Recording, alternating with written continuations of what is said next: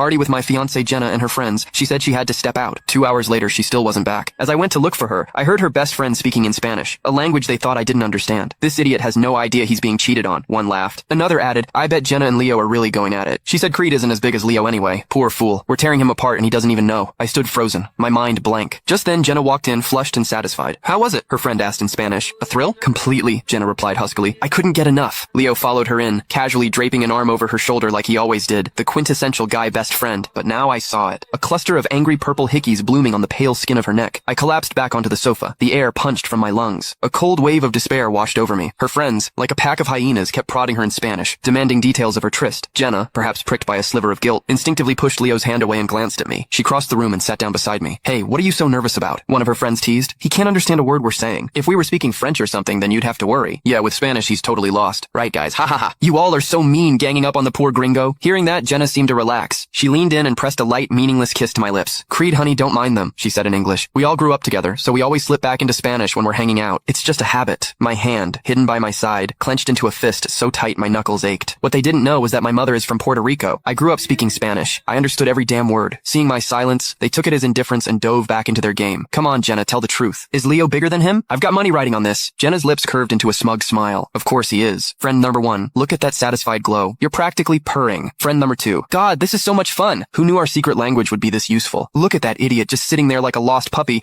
not understanding a thing. Leo shot me a look of pure contempt and then mouthed to Jenna, Jenna, just marry me. Why are you with him? Jenna just laughed, her hand moving to my shoulder, kneading the tense muscle as she spoke in a mocking tone. Marry you? Don't be ridiculous. I know the difference between reality and a good time. You're for fun, Leo, a thrill. You're my stress relief in bed. But Creed is the one I love. Could you put me first in everything? Could you treat me like a princess? No, you have a temper. Only Creed can do that. I had a fever once when he was on a business trip overseas, and one phone call had him on the next flight back. The memory, which once warmed me, now felt like acid in my veins. All my devotion, all my love. And this is how she repaid me. With betrayal. Shit, Leo suddenly said. I forgot to wear a condom. You might be in trouble. Damn it, Leo. How could you be so stupid? Go buy me a plan B now. Hey, he said with a wicked grin. Why don't we make Creed go? If we're going to play, let's go all the way.